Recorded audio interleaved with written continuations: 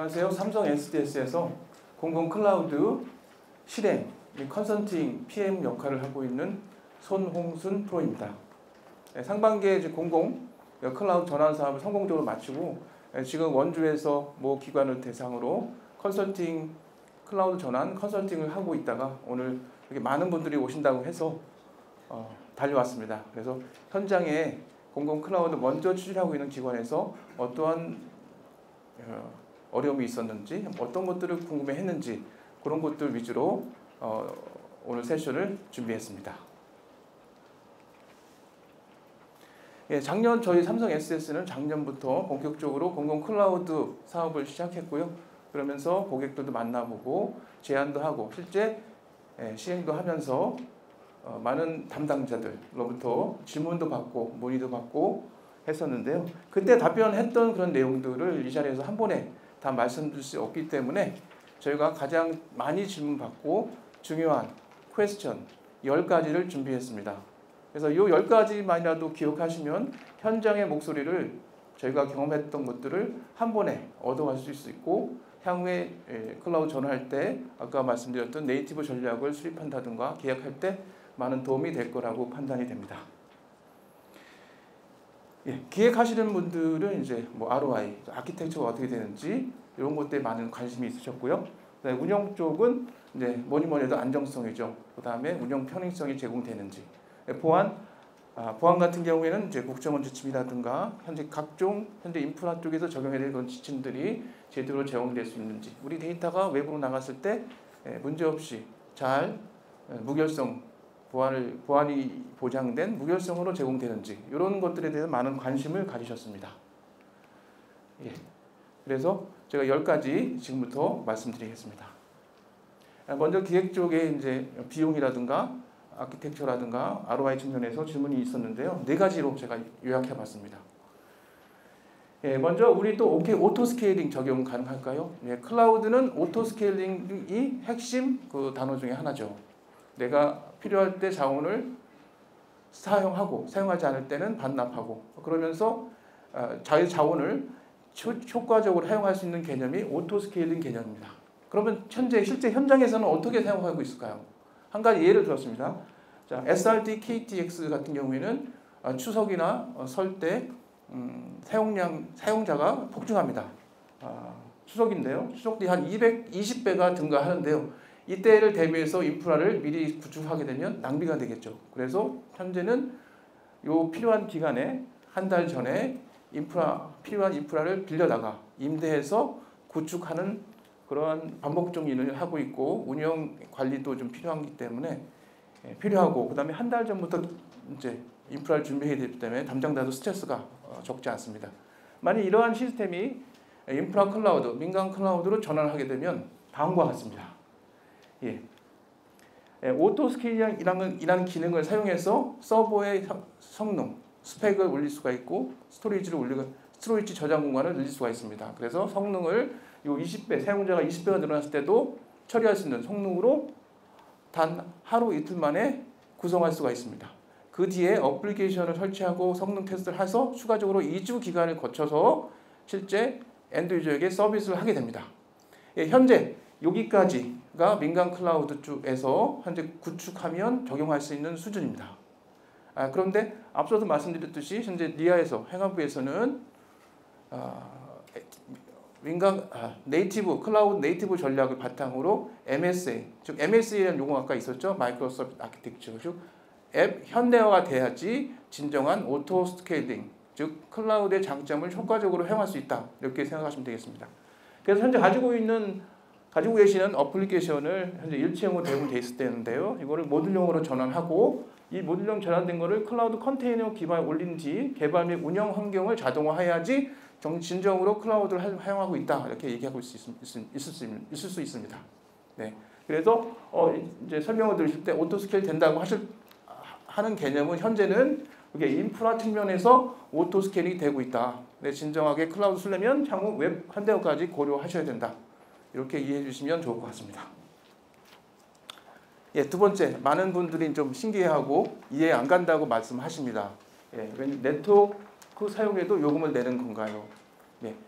클라우드는 종량제입니다. 사용하는 만큼 내게 되는데요. 네트워크도 사용하는 만큼 냅니다.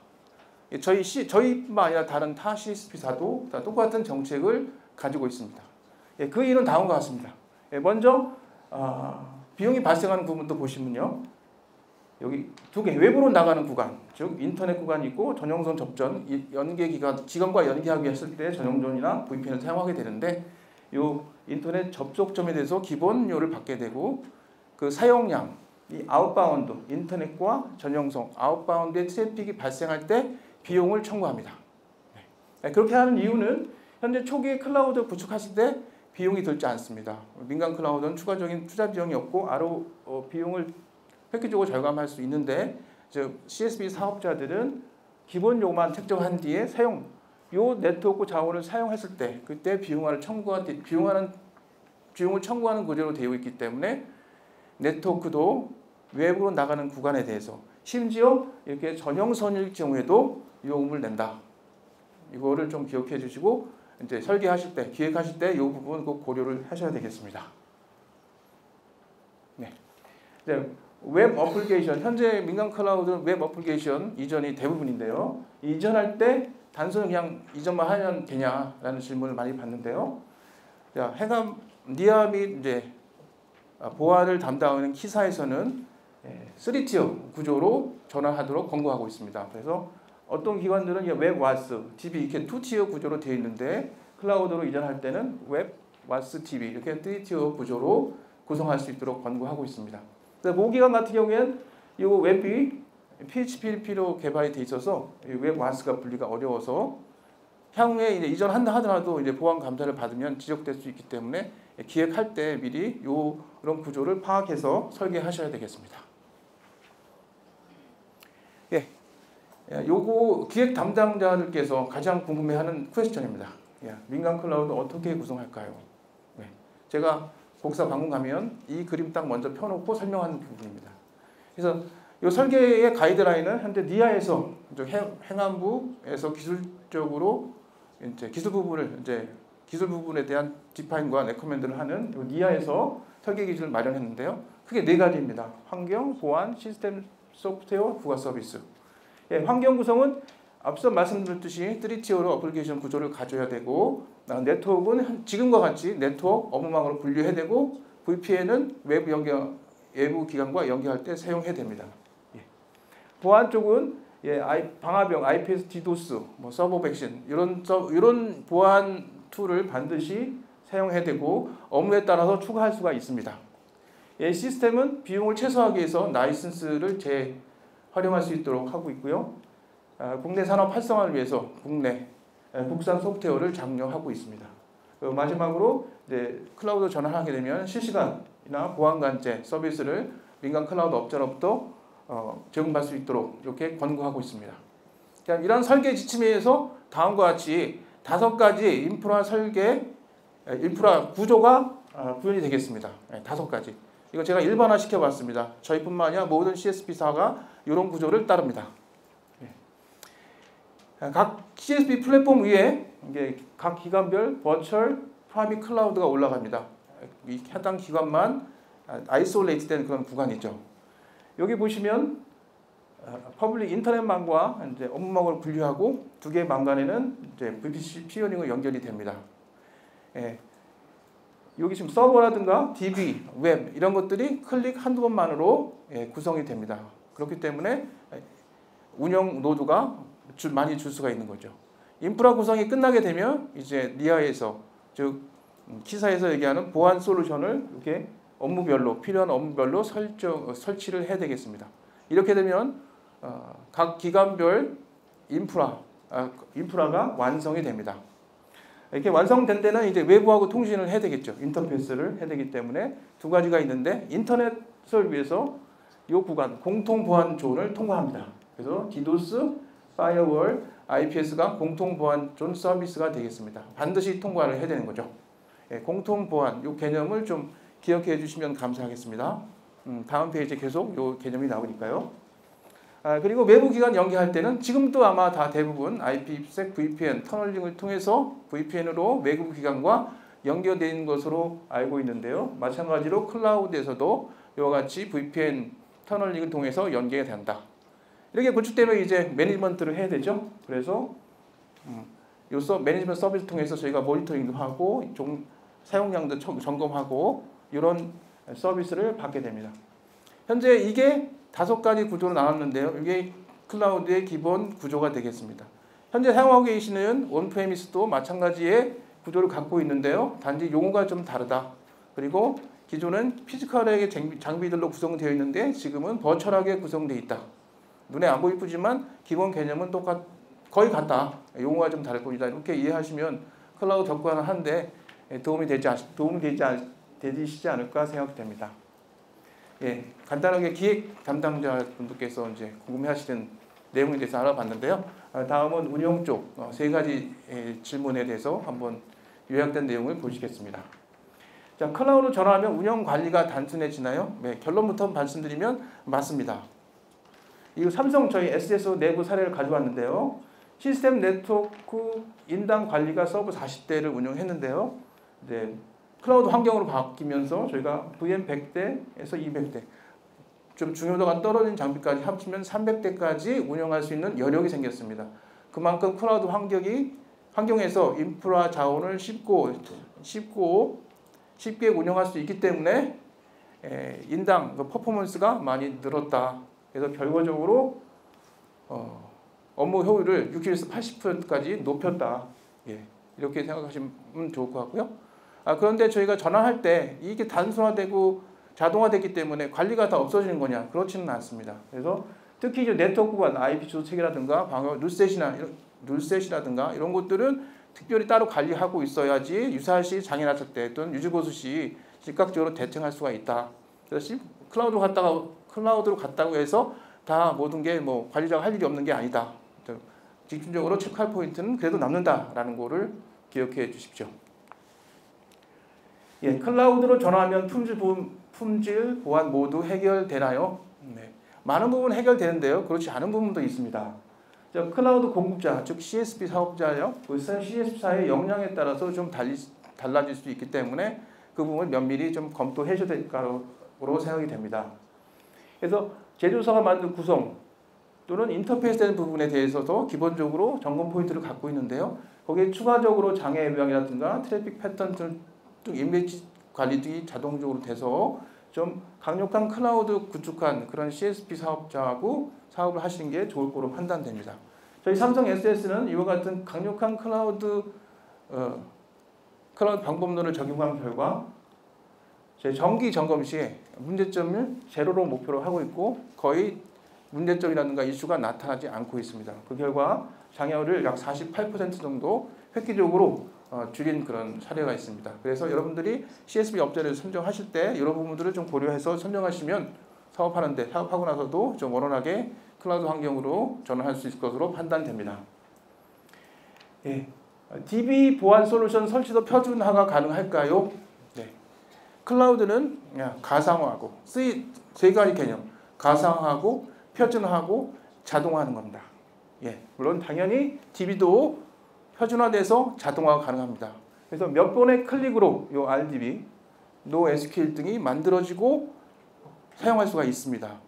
그런데 공공 클라우드를 적용할 경우에는 조금 다른데요. 이렇게 DB 서버 위에 보안 툴을 설치할 수가 있습니다. 뭐 DB 암호화라든가 DB 접근자라든가 이럴 때는 예외 조치가 필요한데요. 이렇게 DB 서버 VM을 생성하고 DB 설치한 다음에 키사에서 어떤 각 기관별로 필요한 소프트웨어를 올려야지 정상적으로 동작을 합니다. 그래서 이렇게 예외 조치가 있는데 향후에는 이렇게 수동적으로 해야 되는 부분도 이제 CSP 사업자들별로 이렇게 자동화에 공공기관에서 요구하는 DB 솔루션도 추가적인 보안 소프트웨어도 올려서 스탠다드화 하게 되면 여러분들은 이제 클릭 한두 번만으로 보안 요구 조건도 미트시키는 그런 구조로 향후에는 점점 변화될 거라고 생각이 됩니다. 예, 운영 쪽에 대해서 간단히 알아봤고요. 마지막은 보안 담당자. 예, 보안 아무리 강조해도 지나치지 않습니다. 예, 클라우드로 전환하면서 특히 이 보안에 대한 관심이 니아뿐만 아니라 행안부 또 심지어 지금 현재는 이제 국정원까지 많은 관심을 갖고 있습니다. 예, 정부 지침에 따라서 고려해야 될 보안 사항에 대해서 알아보겠습니다. 아까 앞서 말씀드렸듯이 공통 보안존 서비스, 이건 반드시 해야 되는 그런 서비스죠. 그래서 분산 공격에 대한 디도스, 그다음에 웹 공격, URL 공격을 방어하기 위한 와프, 그다음에 공격 패턴을 감지해서 차단까지 할 수 있는 IDS 서비스, 그다음에 IP와 포트를 제어할 수 있는 그 방화벽 서비스는 기본적으로 반드시 들어가야 되겠습니다. 예. 현재 보안 관련돼서 니아에서는 키사의 이 보안 클라우드로 전환할 때의 보안 규정을 키사에서 이제 정의해서 레코멘드 하고 있고요. 또 국정원에서도 이 클라우드에 대해서 관심을 가지고 새롭게 지침을 계속 마련하고 있고요. 저희가 이제 디텍트한 거는 현재 최신 국정원에서 1월달에 추가적으로 기본 지침을 마련했습니다. 그래서 두 개 기관 보안 기관이 이제 두 개 기관에서 보안 지침을 마련해서 실행 지침을 또 내리기 때문에 이 두 개 기관의 요구 조건을 모두 만족시켜야지 향후 클라우드 전환에서도 문제가 없다. 이렇게 이해하시면 될 것 같고요. 그 중에 최근에 1월달에 나와 있는 그 기본 지침 중에서 조금 고려가 필요한 사항이 두 개 있는데요. 자, 공통 보안 직접 관제와 유사시 트래픽 직접 분석하는 부분이 있습니다. 이게 모든 기관이 이거 하는 건 아니고요. 그 각 기관에 따라서 이 부분을 고려해야 되는데 공통 보안 아까 말씀드렸죠? 네 가지 서비스. 그 서비스에 대해서 직접 기관 또는 상위 기관에서 모니터링을 하겠다고 하는 기관이 있습니다. 산자부나 국토부 산하 기관 중에 국가 인프라를 관리하는 중요 기관은 직접 모니터링하는 경우가 있습니다. 그럴 때 CS 업체를 선정하기 전에 그 조건을 미리 확인하셔야 되고요. 또 사고가 발생했을 때 유사시 트래픽을 분석해서 포렌식 분석을 할 경우가 있는데요. 그럴 경우에 대비해서도 CSP사가 제공하는지 이 부분을 먼저 체크하고 진행을 해주시면 좋을 것 같습니다. 다음은 보안, DB 측면에서 보안을 낮추기 위해서 가장 먼저 해야 될 것은 무엇인가요? 현재 전환되는 시스템들이 대부분 웹 어플리케이션 대국민 서비스인데요. 이때 이제 보안에 대해서 이렇게 심각하게 고려되지 않은 상태이기 때문에 이렇게 DB 링크로 연결되어 있는 경우가 많이 있습니다. 현재 키사에서는 이 부분에 대해서 DB 링크가 직접 연결하게 되면 오픈되어 있기 때문에 웹에서 어느 정도 공격이 있으므로 그 부분을 강화해라. 그래서 DB하고 DB 연결할 때는 API 또는 EAI를 통해서 구성을 하고 전환할 수 있도록 이렇게 레코멘드 하고 있습니다. 마지막인데요. 지금 각 이제 기관에서는 이 업무망과 인터넷망이 분리돼서 중간에 망 연계 솔루션이 구축되어 있고요. 제가 지금 원주에도 있는데 절대 업무망에 접근할 수가 없습니다. 이와 같이 이 망형 연계 솔루션은 두 개의 망을 분리하는데 매우 중요한 역할을 하게 되는데요. 작년 사업이 발주돼서 올해 민간 클라우드 사업자가 만료되는 그 시점까지는 요 망계 연계 솔루션 구축이 유예됐습니다. 그런데 이제 향후에 나올 사업부터는 제가 판단할 때는 이제 망 연계 솔루션은 디폴트로 들어가야 될 것으로 판단이 되기 때문에 설계하실 때 이 부분은 좀 검토를 꼭 해야 되겠습니다. 이상으로 10가지 저희가 현장에서 듣고 답변 드리고 많은 고충을 애로사항이 있었던 부분에 대해서 간단하게 설명을 드렸는데요. 내가 이제 클라우드 개념에 대해서 먼저 알겠다 라고 하실 수 있는데 만약에 현재 가지고 있는 인프라가 노후화돼서 전면적으로 개편하거나 구조를 바꿔야겠다. 그러기에는 좀 더 이제 스스로 이제 계획을 설계하시거나 계획하시는데 어려움이 있을 수 있습니다. 그래서 저희 삼성 SS가 삼성 클라우드 전환하시는 데 있어서 지난 진단부터 구축 전환, 운영에 이르기까지 엔드투엔드 토탈 서비스를 제공할 수 있는 이런 서비스가 있습니다. 저희는 이거를 클라우드 DNA라고 하는데요. 먼저 진단 및 컨설팅 쪽을 한번 보겠습니다. 클라우드 전환 단계에서는 이제 클라우드가 적합한지, 온프레미스가 적합한지, 그리고 배포 모델 관련돼서는 이제 퍼블릭 클라우드 또는 프라이빗을 구축하는 것이 이루어진지를 판별해드리고, 이러한 배포 모델이 결정이 되면 이제 어플리케이션을 어떻게 전환해야 될지, 수정 없이 전환할지, 아니면 웹와스 분리할지, 아니면 앞서 말씀드렸던 MSA 구조로 앱 현대화를 할지에 대해서 상세 계획을 저희 클라우드 디자이너라는 툴을 통해서 제공해 드립니다. 컨설팅이라는 것은 단계, 액티비티, 태스크로 구성되는데 이거를 디테일에 보면 어떻게 보면 그 프로세스이고 체크리스트입니다. 그래서 이런 것들을 각 컨설턴트가 실수 없이 진행할 수 있도록 시스템에서 자동화할 수 있는 툴로 만들어서 저희가 제공해 드리고 있습니다. 예, 전환 이제 진단이 끝나고 계획이 수립되었으므로 전환 구축을 하게 되는데요. 이때 이제 실제 어플리케이션 업무 시스템을 전환해야 되므로 이렇게 리호스트, 리플랫폼, 리팩터라는 로 분류하게 됩니다. 그래서 리호스트는 어플리케이션 수정 없이 전환하는 걸 얘기하고요. 리플랫폼은 뭐 유닉스를 리눅스로 전환한다든가 이게 구조 변경이 있을 때. 리팩터 부분은 새롭게 어플리케이션을 개발하는 거죠. MSA 구조로. 뭐 그런 식으로 했을 때 리팩터 전환 방법론을 쓰게 되는데요. 이 부분도 마찬가지로 한두 개뿐만 아니라 여러 업무 시스템을 요 세 개 형태로 전환하게 되면 이제 반복적인 일이 발생되기 때문에 저희 자동화 툴 클라우드 메이커를 통해서 이걸 신속하게 리드 타임을 줄이고 전환할 수 있도록 서비스를 제공해 드립니다. 이렇게 전환 및 구축이 되면 이제 운영 및 고도화를 하게 됐죠. 클라우드는 현재 자원, 자기가 사용하는 자원이 얼마만큼 사용하고 있는지 실시간으로 모니터링하는 게 매우 중요하죠. 그리고 장애 났을 때 즉각적으로 대치를 해야 되겠습니다. 이러한 그 서비스가 현재 구비가 되어 있고 서비스 등급별로 이제 업무 시간만 할지 이제 24365 전담 매니저를 배치할지를 에 대한 서비스 등급을 디파인한지 청구 및 리포팅 서비스를 받게 되겠습니다. 아까 예외 처리한 그 DB 서비스에 대해서 총괄적으로 지원받을 수 있도록 종합 매니지 서비스가 구현이 되어 있습니다. 예, 이상으로 간단히 현장에서 저희가 얻은 그런 레슨스 런드와 답변, 그에 대한 대치 방안에 대해 설명을 드렸고요. 저희 삼성 SDS 토탈 그 클라우드 서비스, 컨설팅 서비스에 대해서 간단히 설명드렸습니다.